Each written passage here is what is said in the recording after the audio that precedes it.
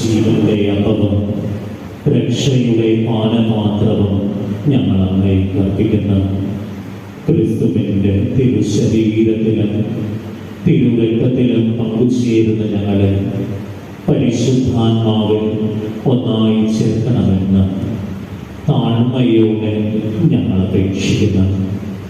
കർത്താവേ, ലോകമെങ്ങും വ്യാപിച്ചു കിടക്കുന്ന അങ്ങേ തിരുസഭയെ ഓർക്കണമേ. ഞങ്ങളുടെ അതിരൂപതാധ്യക്ഷൻ ജോസഫ്